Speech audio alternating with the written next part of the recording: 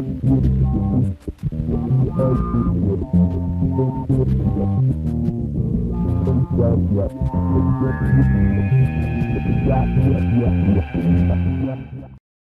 and welcome to 2030 and Beyond with me, Sandi Adams. Now, today I have a very special guest. Her name's Debi Evans. Now, Debi and I have worked closely in the past, but not quite so closely as now, which is fantastic. So, Debi, welcome. Thank you. Thank you so much for inviting me, Sandi. It's great, isn't it? The boot's on the other foot this time round. It certainly is. I mean, yes, we did quite a bit in the past with farming and 2030 and all sorts of other things. But I just wanted to tell everyone, who you are, what you're about. Most people know because you're actually quite up there with a lot of people. So, but you're a retired state registered ward sister. You were at the Royal Free Hospital. And you trained in autism, a PG certificate in autism at Birmingham University. And you were a government advisor on health from 2010 to 2015. And then you did work as a researcher for UK Column for a very long time. And just recently not doing that. And now on your own, like me. So here we are, both on our own and doing actually very well. So you did so much actually on UK Column during the coronavirus thing. I call it the thing because what was it? Was it a virus or was it, a planned pandemic, as we know? I just wondered because obviously now we're in this hantavirus story. So you're pretty good on this. So tell me about hantavirus. Right. So, for those that people don't know me, I focus a lot on health and the NHS and what is going to go on when you go into your GP surgery or go to hospital. And of course, health has been part of the WEF's polycrisis. We've had lots of health dramas just recently. We've had avian flu, we've had shingles, we've had mpox, we've had COVID, we've had flu. I mean, they're throwing the kitchen sink at us. And now, all of a sudden, we have the Andes virus, which, hantavirus. Do you know what it actually means? Hanta means nonsense or a scam. It's Hebrew, I think. In Hebrew, it means nonsense or scam. Oh. So, hantavirus, a small pygmy, long-tailed rat apparently is responsible for this, and it's very interesting because the Andes virus, in inverted commas, because I'm not buying any of it. I'll say that right from the get-go, I'm not buying any of it. But the hantavirus, there's only this Andes that is meant to be transmittable from human to human, right? So none of the others are. And when I heard about it, the cruise ship, it all just smacks, doesn't it, of the Diamond Princess that was stranded outside Japan for ages, COVID, the whole COVID stuff. So, we've got this story now on hantavirus, and it seems to be, I don't know, there's a lot of holes in it. Like the World Health Organization, they said that this ship, which was an expedition ship, so it goes around Antarctica. And Antarctica, funnily, is the only continent not to have rats. Everywhere else has rats. In fact, I think we've got more rats than humans on the planet. But aside that, this ship had left Argentina, according to the WHO, on April Fool's Day. But according to the CDC, Africa, this ship left Argentina on the 21st of March. So somebody is telling porky pies. And then when you go and look at it a bit further, it says that the first case, which was the first patient, I'm presuming, died, I think, on the 11th of April, but wasn't removed from the ship until the 24th of April. So that's 13 days with a body at sea, which I thought was very odd. The other thing that I thought was odd was a document that the WHO brought out in 2022, which seemed to map epidemics. So they were looking at epidemics and how epidemics may travel across the world. And of course, there you go, boom, there was hantavirus right in the middle of it. So, these things have been planned, in my opinion, and they've been prepared. And as, of course, the hantavirus story progressed, I mean, sadly, 3 people have died. But even so, the whole cruise ship saga of how they've removed people from the ship, how they've dispersed people from the ship, where the ship has docked, where it's not allowed to go. We've got people being taken off the ship, putting on coaches, covered in hazmat suits with coach drivers that are sitting there barefaced. I mean, it's like in your face.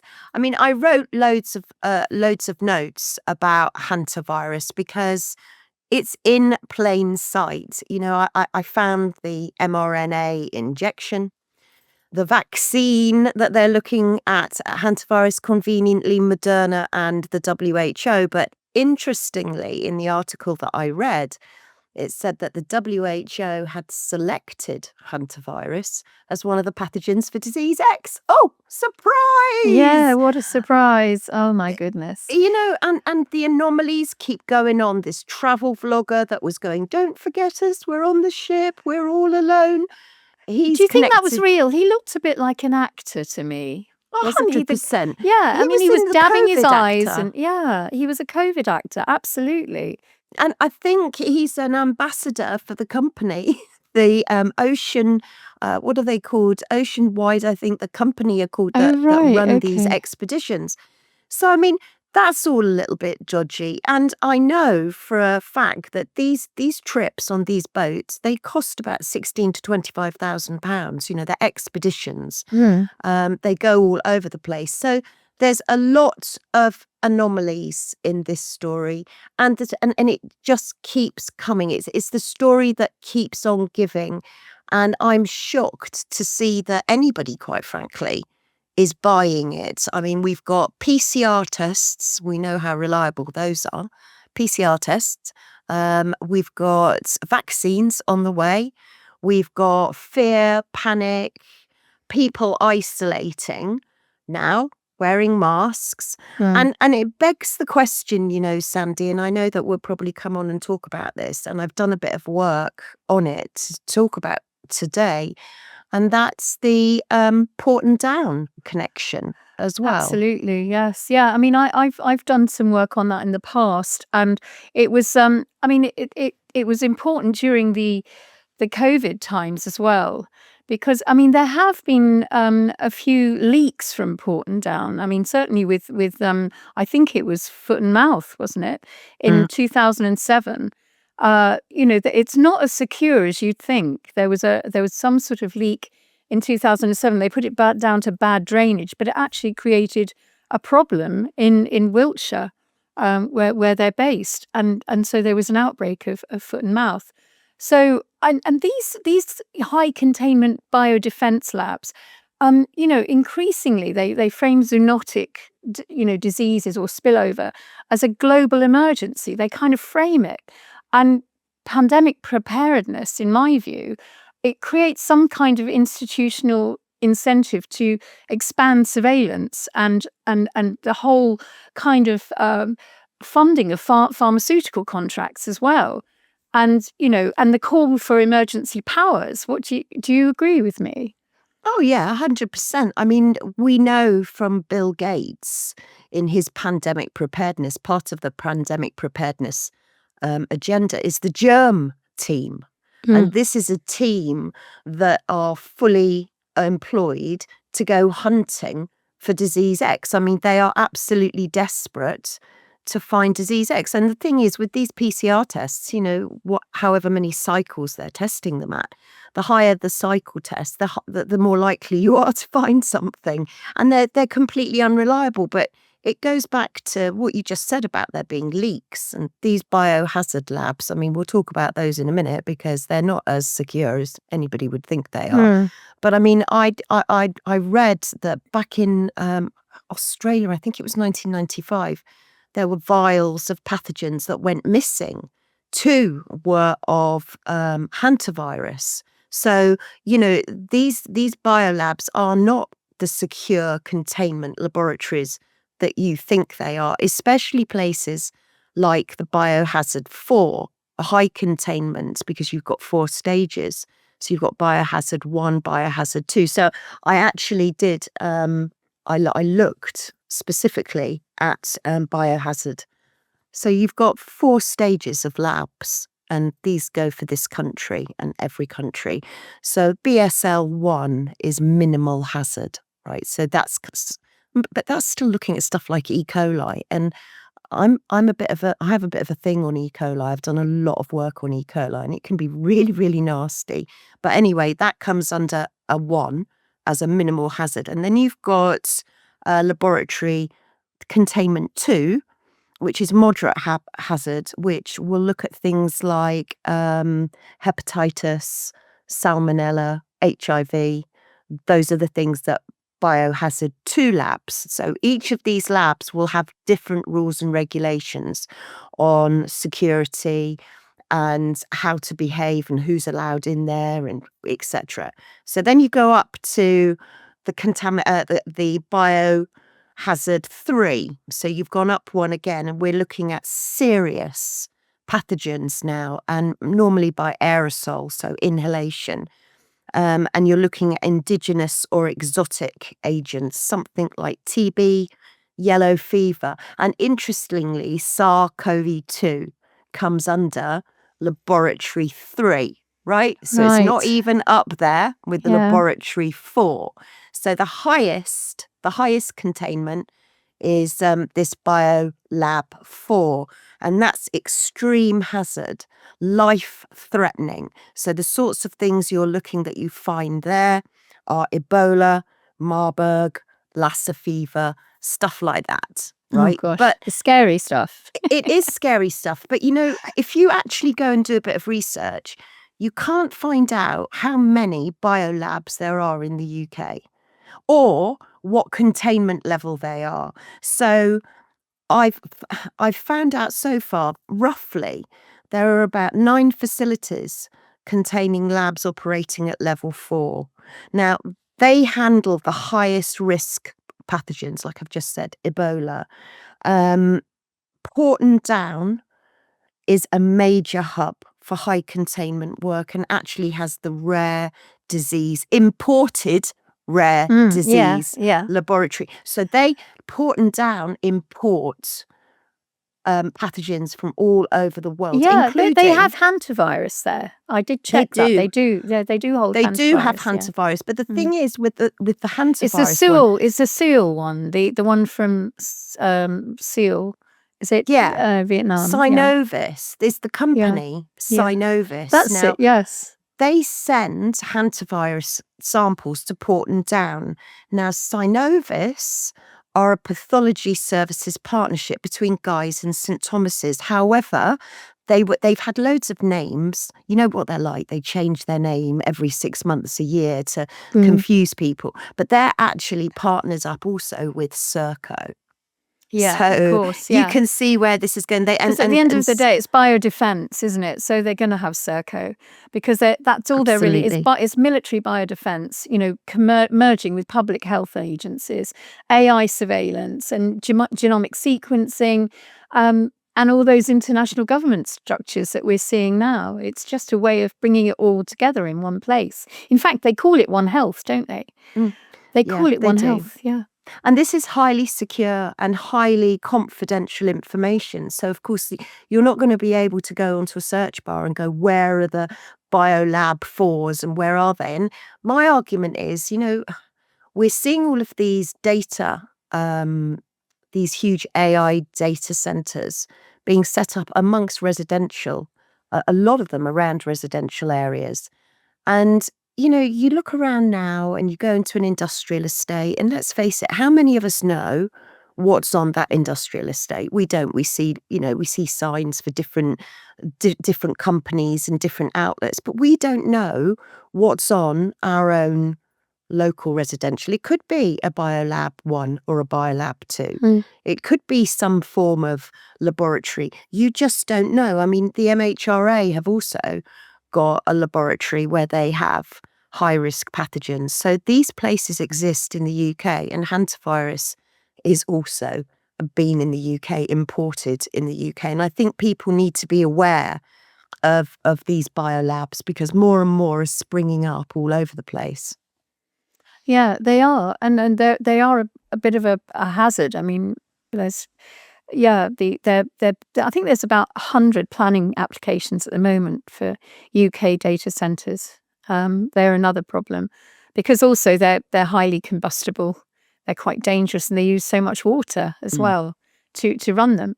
So obviously, you've got institutions like the World Health Organization that are highly, they're in bed with the UK Health Security Agency at Porton Down, aren't they? Mm. So they all kind of they cross reference each other with global preparedness networks, and this is all under this, as I said, this biosecurity framework. So what we're seeing is that they cover things like I mean, I don't know if you've heard of that. You must know about the Pirbright Institute as well, because they work alongside Porton Down, don't they? They're quite linked in a lot of the stuff that they do. And they work closely with NHS England and the Defence and Science Technology Laboratory, which is the military laboratory at Porton Down. So you've got this kind of crossover with all this military, health, and government all coming together to. It's almost like they're hatching some sort of plan, Debbie. What could that be? What could that be? But yeah, no, you're absolutely right. And you've got to look at the characters involved as well. So you look at people like Chris Whitty. Chris Whitty, if you look at who he is an expert, or was an expert, in Ebola. That was his big thing. He was getting funded by Bill Gates with regards to Ebola. And he's London School of Hygiene and Tropical Diseases, Yeah. right? So, and then you look at somebody like Munir Pur Mohammed, who is Professor Munir Pur Mohammed, who is the chair of the Commission for Human Medicines, right? Now, that controls pretty much the MHRA, but nobody takes much notice of the Commission for Human Medicines, although they should. And Professor Munir Pur Mohammed is in Liverpool. And Liverpool is where, or Wirral is where Arrow Park Hospital is, where they're shipping, literally flying, all of these people that have come from the cruise ship. So I did a little bit of work just before we came to record this.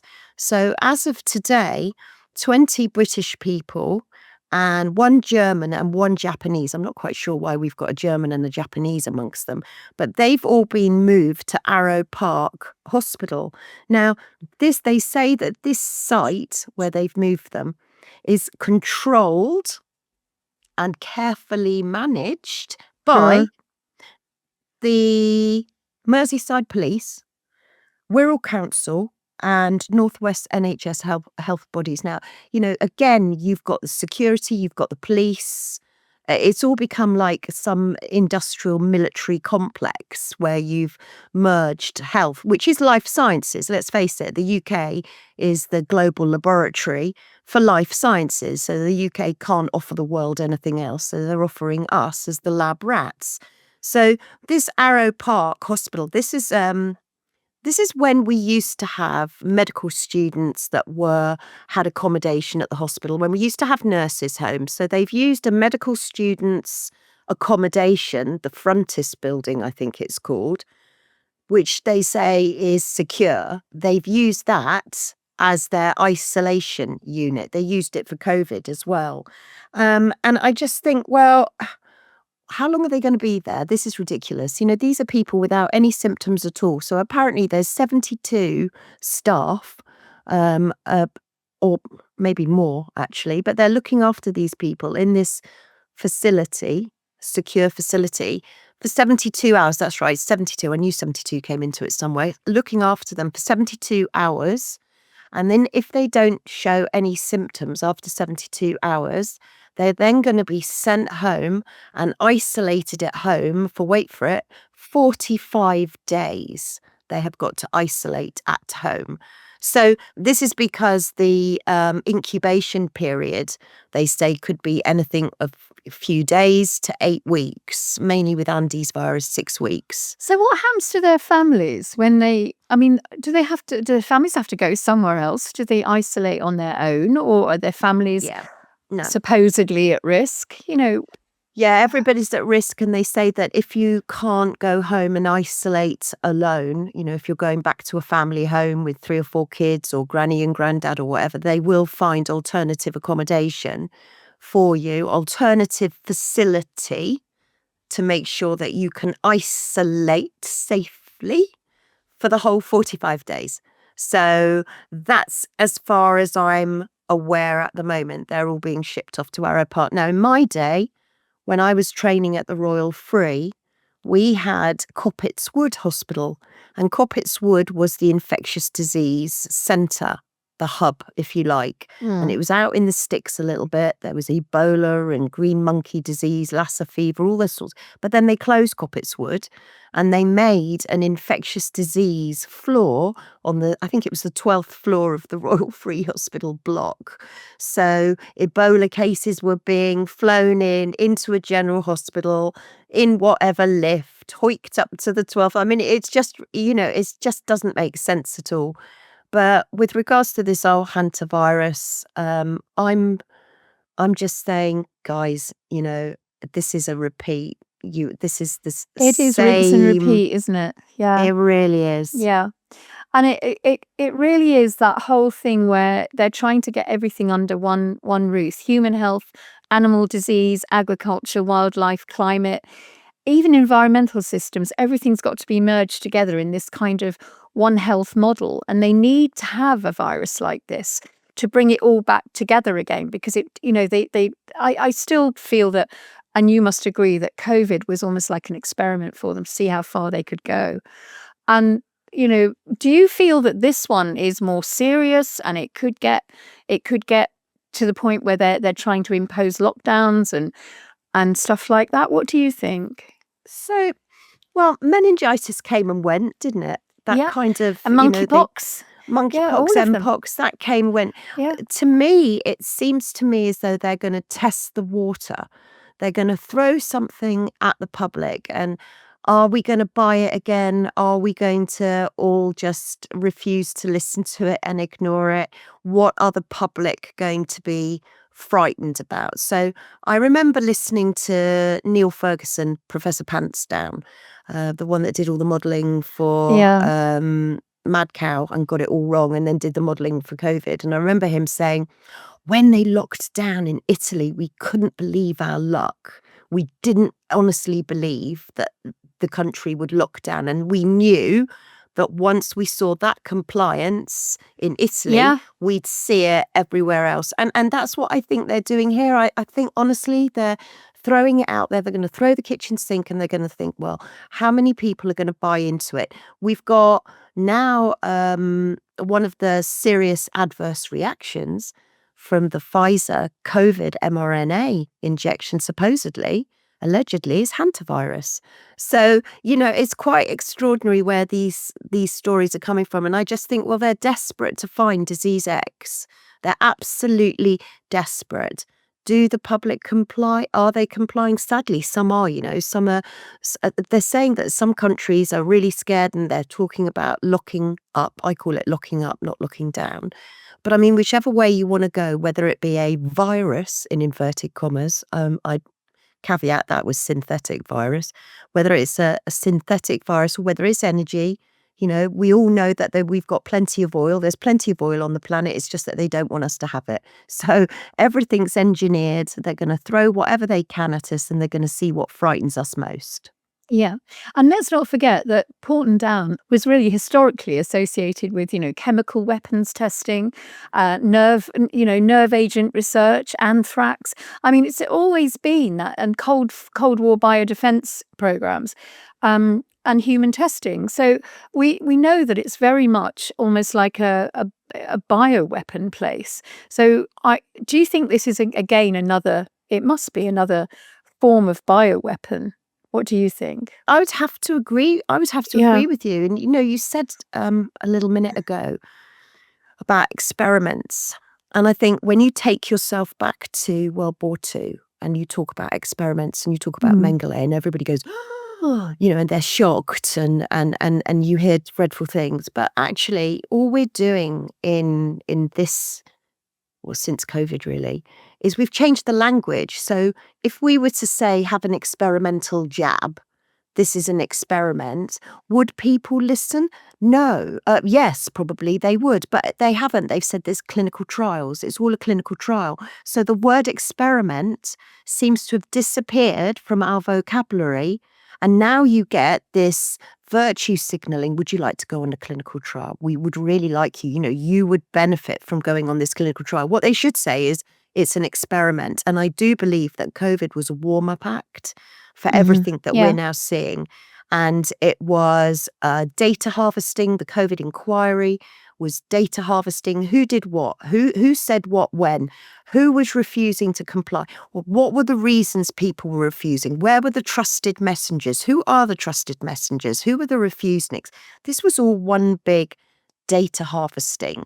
And, Mm. when you look at places like Porton Down, which have such tight security boundaries around them where you can't even film you're prohibited from passing this back. You can't Mm. even film those signs. It's a highly secure, highly guarded facility. They call it the UK Area 51. But Yeah. interestingly, when lockdown finished or lockup finished, the first public appearance that Queen Elizabeth and Prince William made was to Porton They did, Down. didn't they? They did a little tour there, didn't they? As if to say thank you very much. Yeah. Well, it's interesting because Pirbright Institute, which is not far from Porton Down, it's somewhere on that Wiltshire military plain, the Salisbury Plain. That is Rothschild land where that is, built, and it's Lord Pirbright is actually a Rothschild. He's Lord Pirbright of Worms, which is spelt worms. Which is quite interesting. And yeah, and he's got lots of links with the what's it, the Pilgrim Society, this Anglo-American society that was set up of American elites, like the Harrimans, the Rothschilds, the Rockefellers. They all kind of, they all got together, and I think it's been there since I think 1903 or something. But it's all it's on Rothschild land, whereas Porton Down is Crown, but it's all very, very kind of linked. And they've got again the UK Health Security Agency there, which works closely with NHS England and the WHO, and DSS. It's the Defence Science and Technology Laboratory again. So they are all kind of very much closely linked together. And again, the Pirbright Institute has affiliations with vaccine pharmaceuticals, including British Merial, originally a joint venture between drug companies US Merck and French Sanofi Aventis. So they and the Wellcome Trust is there. They've got a facility at Pirbright with the Bill and Melinda Gates Foundation, who actually did patented the coronavirus vaccine 8 years before it actually happened. So they did that eight years prior in the Pirbright Institute. So they do patent stuff there as well. So it's all very murky. And if you know what they're doing, you're aware, really. And this is why I think maybe they're relying on us being fearful and buying into all this again. Because if you know that they're up to something, then maybe you won't be quite so fearful. It's a bit like when Toto pulls the curtain back in The Wizard of Oz, and there's just the guy playing the machine there, pretending to be the wizard. So maybe we just have to be a bit more critical and look at things and maybe go into things a bit more. What do you think? I think, yes, you're absolutely right. But I also think that things are in plain sight. And it's just, I was talking to my son about this yesterday and I was saying, why can't people see what we're seeing? The Mm. UKHSA, which was Public Health England, and then it decided to reform into the United Kingdom Health Security Agency. Now, you should never put health and security, those two No, words, no. together. But that's what they did. They put the UKHSA. And, when you look at the MHRA, the Medicines Health, this is the people that are approving and allowing these shots to go into your arm and all of these, in my opinion, poisonous biologics, new biologics coming down the line. The MHRA is like, I cannot begin to tell you how giddy I am with the revolving doors of the conflicts of interest. Bill Gates owns the WHO. He's not a country, but he's the biggest donor of the WHO. He owns pretty much the MHRA. He funds it. There's loads of people on the board. Raj Long from the Bill and Melinda Gates Foundation. Then you've got other people from Microsoft. So you've got huge, huge, huge conflicts of interest. And I think in a way it is actually in plain sight. But I feel, Sandi, you and I, we've got quite a lot of years life experience between us. But the thing that we don't have at the moment is young children running around, apart from our grandchildren when they come and visit. But we don't have full-time children. We don't have to full-time consider putting food on the table for our families because our families have grown up and they've got married and moved away. So we have the time to research all of this. And I look at the youngsters, and my kids included, that are running around, school pickups, football practice, ballet, music, trying to fit in life.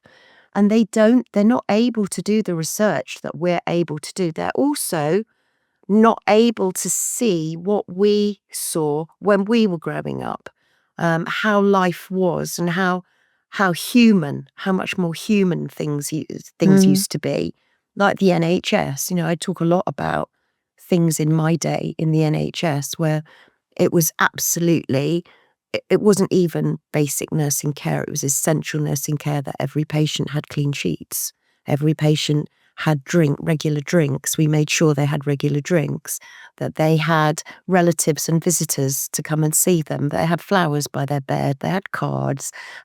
We tried to treat them as one of our family. The NHS has changed beyond, well, it's a million miles away.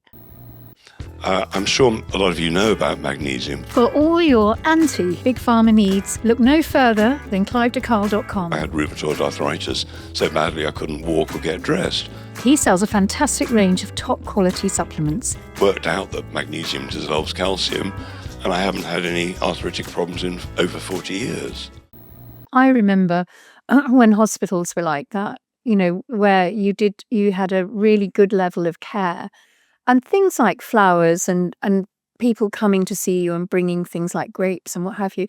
But flowers aren't allowed anymore. They cheered people up. What is it? Do flowers hold pathogens?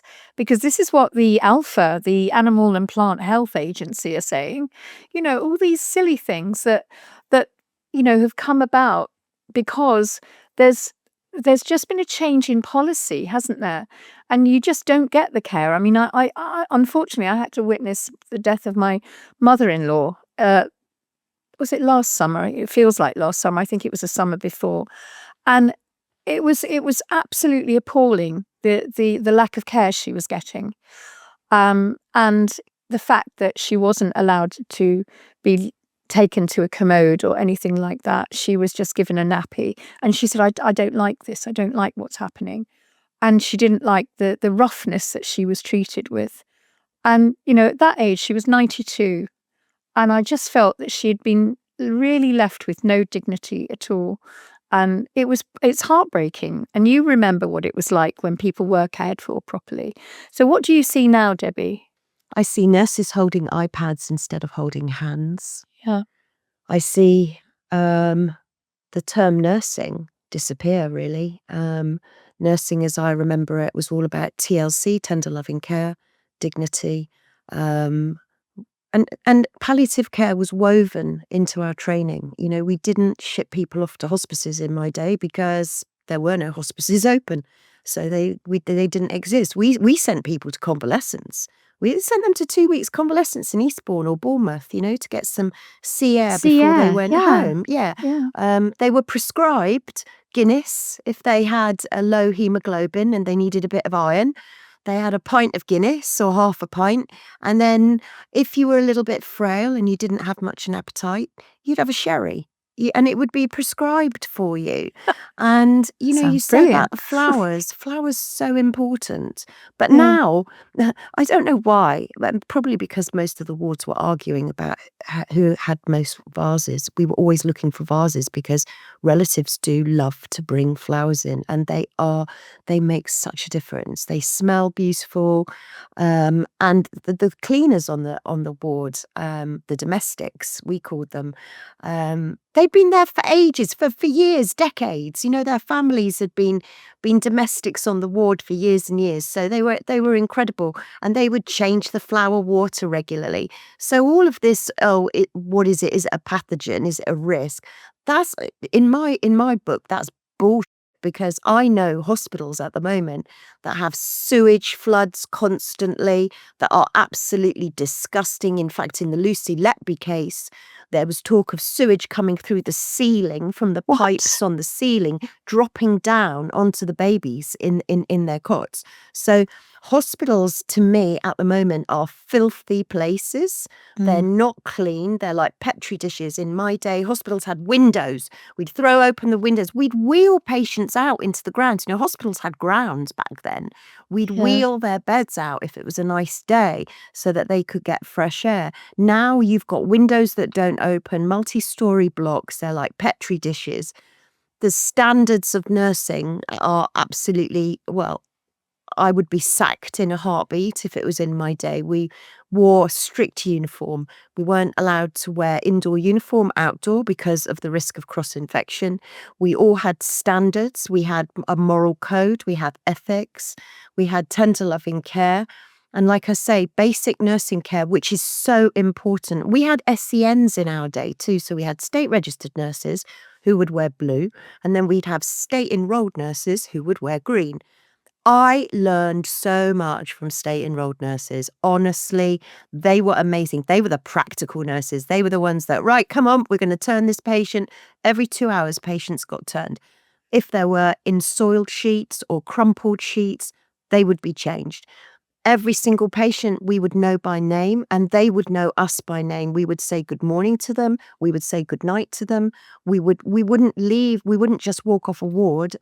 And I mean, today, nurses, they don't know who's on their ward. They don't know what's wrong with them. And relatives in my day were welcome. So many relatives would turn up at meal times and they'd help their elderly relative have their dinner.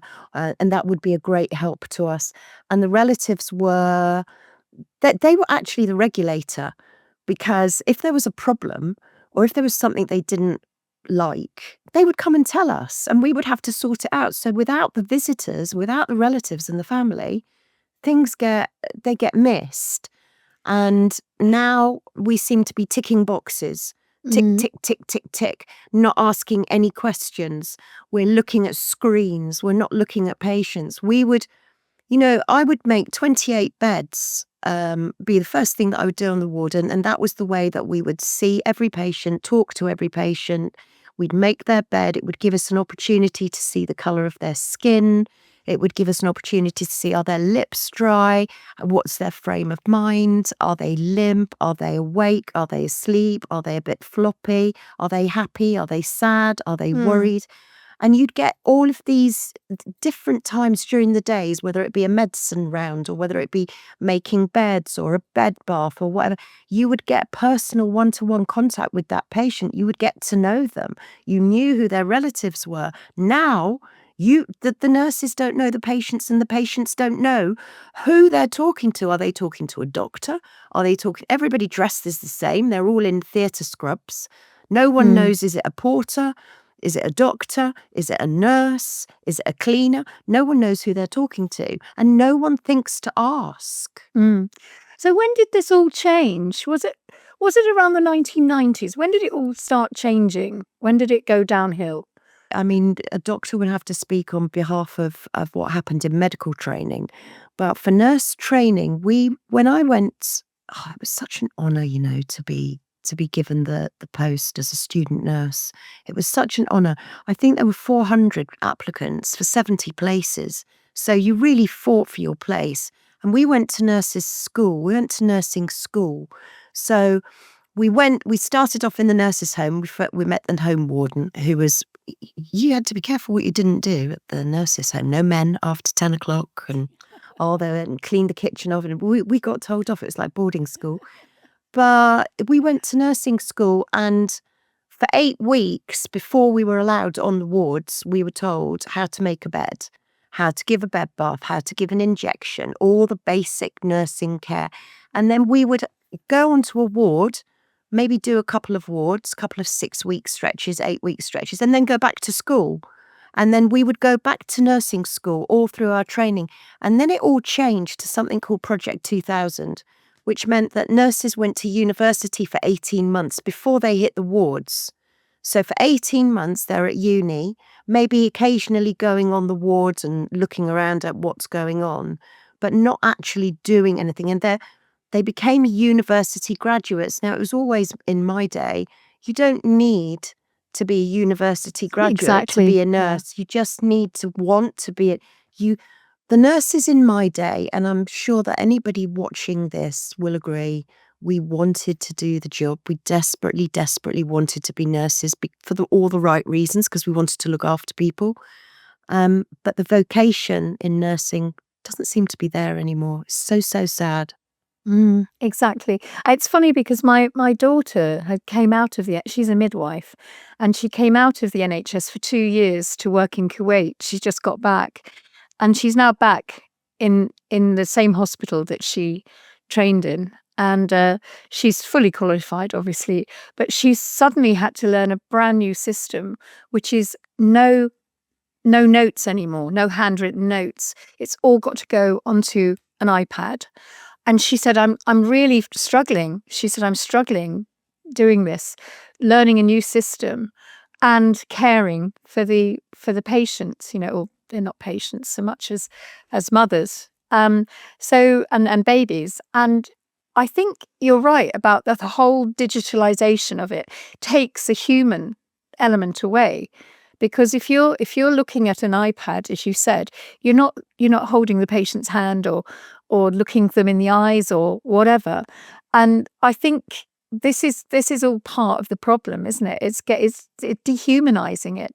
It's turning it into this laboratory again. This kind of, if you like, the whole digitalization of the NHS, which it has become. Now, what is it now? Because it was NHS Improvement, NHS Digital, NHS X, NHS whatever, England. I mean, what is it now?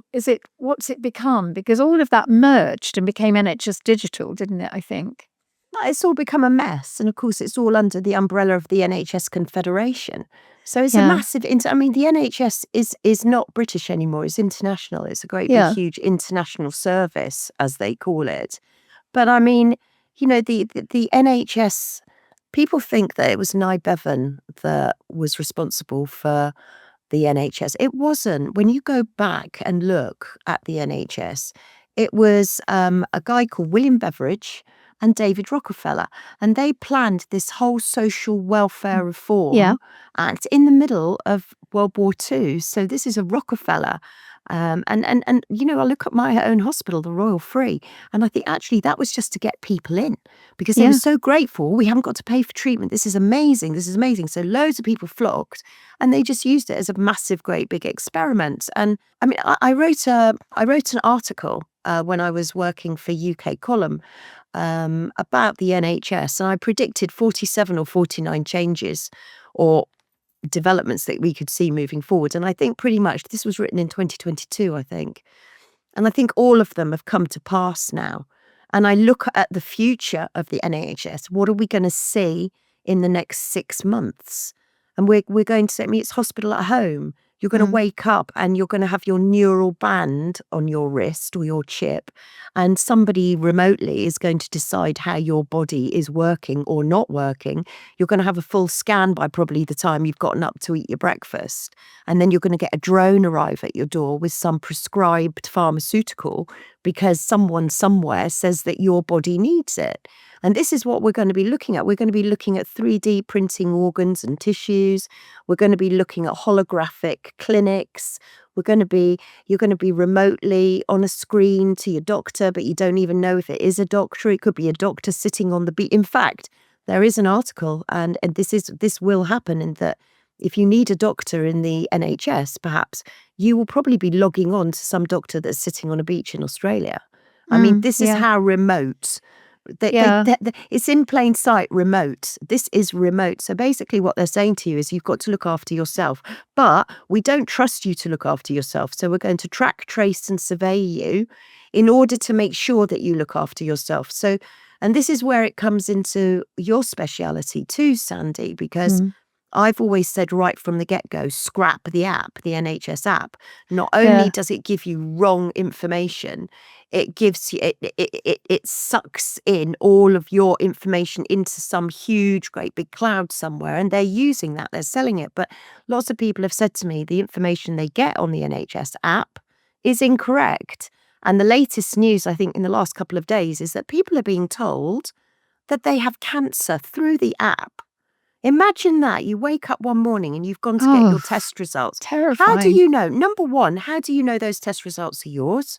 How do you know those test results are correct? And I've just, on X, I've just seen a post from a lady who said that somebody that she knew was diagnosed with cancer, but they decided that they would go private rather than go NHS route.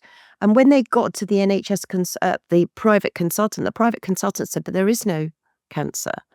The test was That's wrong absolutely because they shocking, isn't rated. it? So you have to say to yourself, look, why is everybody insisting on using this NHS app? Because all it does is track you and trap you. And of course, once the NHS app is entrenched, when now they're saying, goodness knows how many millions of us have got it downloaded, I haven't, but now you've got it entrenched, your next move, Sandi, is straight across to you for agentic AI. Exactly. Well, that's the kind of the progression of all of this, because what they really want, it's your data.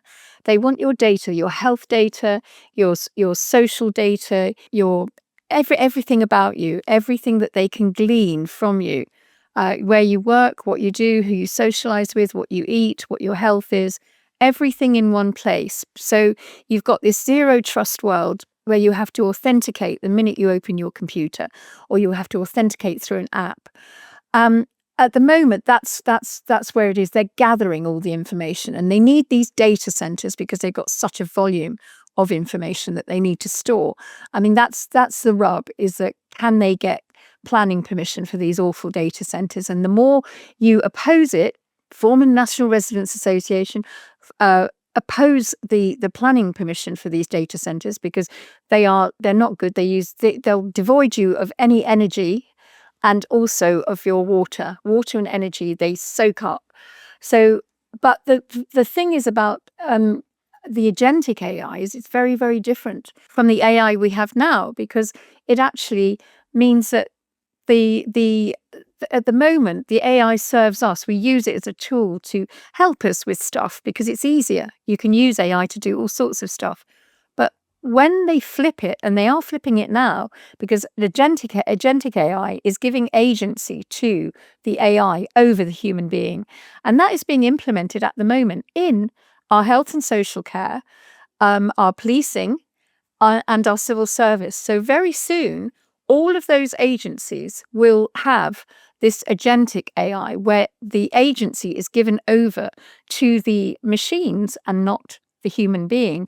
Now, when that happens, all sorts of things happen, is where suddenly your AI bot will be making decisions for you about your health, for instance. And you gave me a wonderful description the other day of what happens when agentic AI actually is in charge of your health. It starts nudging you, doesn't it? It starts saying, oh, it's time for you to take your medication, or you need to change your medication, or you need to do this, or you've got a hospital appointment then. And you've got this personal, this PA, which is not human, telling you what to do. And if you don't obey it, then what happens? You get locked out of maybe your bank, your whatever, if you don't comply, if you haven't had your vaccine. That they think you should have. All of this is coming if we don't stop using these and our apps. The thing is that apps are the problem. You can carry on using a phone, but it's the apps that are the problem, because the minute you join an app, they've got your data immediately, and they've got you, and that is the way they do it. And these NHS apps, I haven't downloaded one. I refuse to do it. I don't know. A lot of people are going to their doctors also, and finding that they're not even allowed to register with the doctor unless they become part of an organization that has a big app, and it's not your doctor. And so there are a lot of people that are saying, well, actually, I just want to talk to my doctor about my private stuff, about my health. And they say, oh, no, you've got to put your information here. Well, what do they do with that information? It's your personal information about yourself. It's very delicate. You wouldn't want everybody knowing all that. And that's what you're doing when you're signing up to these apps. 100%. Not only are you putting information in, but patients are being asked to send pictures. Oh, So the doctor's asking for a friend of mine had a little breast abscess, and she was a little bit worried about it, and the doctor wanted a screenshot of it. Now, that's all very fine, but this is a photograph of her breast, and she didn't feel comfortable sending it. But you're talking about agentic AI, and I think one of the really important things to point out with agentic AI when it comes to health is that it's going to monitor not just your health, it's going to monitor your behavior, and it's also going to monitor your emotions. So are you feeling a little bit low? Are you feeling a little bit anxious? Are you, how are you feeling? It's going to rob you. The WEF said that you're not going to get any privacy, and you're not even in your head. Yeah. And this is what agentic AI does. And back to the data centers, I was speaking to somebody in America who lives quite close. And this is why I was saying, these labs and these data centers they're in residential areas. And the noise that's coming from these data centers, not just the water, the amount of water that they take, it's the noise. So it's like a drone, like a zzz, a constant hum, which is driving people completely crazy, because they say it's constant 24/7. So obviously at night when they're trying to sleep, they can't sleep because of the noise. Now, not only did I speak to somebody in America, but I spoke to a doctor in the UK who kept saying, it's driving me mad. I'm hearing this noise. And I said to him, have you got a data center anywhere near you? And it turns out that he had. And he had no idea that this noise was being emitted from this data center. But it's literally, I don't know if anybody's ever heard a drone. If you've heard a drone, it's like a lawnmower above your head. And they say that there are going to be hundreds of drones in the sky. So it's going to be like crazy. It's going to drive you mad. And now you've got this on top of it. So yeah, interesting times ahead, don't you think? I know. And I still have great optimism that actually all this won't work, that everything will come, because what could possibly go wrong? All of it basically could go wrong, because they're just pushing it, and it's coming too quickly at too big a volume, and they make it. The mistakes are happening, and I don't know. I think the best thing we can do is just not comply and remain positive, and just know, and go to as best you can. I know you can't do it for everything, but go to a natural health practitioner for a lot of things, and maintain your health with natural ways. Good food, good water, good exercise, and fresh air and nature. And I was talking to Clive de Carle about this. We do need to really understand that nature is a wonderful healer, and just going and laying in a field and looking at the trees and the sky can be the biggest boost to your energy. I've done that. Hug a tree, do whatever you like. But I think being too addicted to the technology, I know we have to for our work, and it's difficult for me. I do sometimes have to go, right, I'm leaving the phone at home and going for a walk, up the tor or in the woods, because you have to disconnect. Otherwise you just get sucked into it, and it drains you. It really does, doesn't it? I've got a rule now. So the mobile is now immobile. So I'm saying to people, look, I understand that it's a big, people are addicted to their mobile phones. I was driving out yesterday and there was this bloke standing at a zebra crossing. So I stopped, but he's too busy on his phone to cross the road. And I'm like, well, I'm stopped. And I was there for a good probably 30, 40 seconds before he realised that I'd stopped. So leave your phone at home. I get that people are addicted to them and it's going to need to be baby steps. But first of all, leave your phone at home. The other thing I say to people to do is give yourself a pat on the back. If you're watching this video, if you've got this far and you're still sane and you're still watching us and you're still having a bit of a laugh, because, honestly, this stuff is a joke. Let's face it. And they're laughing at us. So you know what, guys, I'm going to laugh at you. So I think you need to have a big pat on your back and well done for getting this far, and smile and laugh and be happy, have banter. I think banter's so important. Human contact is so important. Even if you've gone to the supermarket or wherever and you're just chatting to the person in the queue about the weather, whatever, just human contact where you don't have a phone in your hand. Just ditch the phone if you possibly can. You know what? If we all ditch the phone, all of this nightmare would just go away overnight. It's that simple. It would, wouldn't it? I always remember in 2020 when we did a lockdown talk, it's kind of like a big gathering in Trafalgar Square. And I'd been talking to a lady called Alison McDowell about the whole the thing with data harvesting children. And I said, when are we going to be ready to ditch our devices? And I really wish that we could, and if we can get that message through to people that actually you're right. If we didn't use those things, they couldn't do anything. They rely on us being addicted to those phones and these devices. So I'm sure, there is a way of using technology for good, and maybe that should be explored. There are people looking into that, I'm sure. But until then, we just have to keep putting the word out. Don't download apps. Try and give your devices up, at least for some. Scrap the app. Yeah, that's it.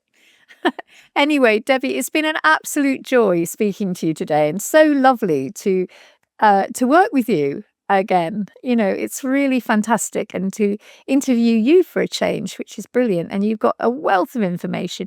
You are so amazing, and keep doing what you're doing. You're wonderful, and just remember that. And we'll be doing more. Oh, we so will. I'm just delighted that we're back on screen together. Yes. Because I do think, people have missed seeing us. The Thanks. white hair, they're having a bit of a laugh, having a bit of a smile, Yes, a bit of banter as well. Yeah. And the thing is, I think, Sandi, is that for you and I, we're here purely because we're gobby grannies, gobby mums. We are gobby grannies. We're doing it for the right reason. I've got 5 children. I've got 5.5 grandchildren, one on the way. Wonderful. But you look, I see so many youngsters that go, oh, maybe we wouldn't have children in these days. And that's all but that's another conversation. It's another conversation, yeah. It's great to be back with you. And I hope that people that may have missed us are pleased that we're back, and we'll be doing loads more work together. I know that you'll be coming on to Camp 3. And yes. The old girls will be back together again. Yes, absolutely. The old girls club. Okay, well, listen, thanks so much. And Debi Evans, it's been absolutely brilliant to talk with you today. Thank you. Thank you, Sandi, Bye-bye. very much. Bye-bye.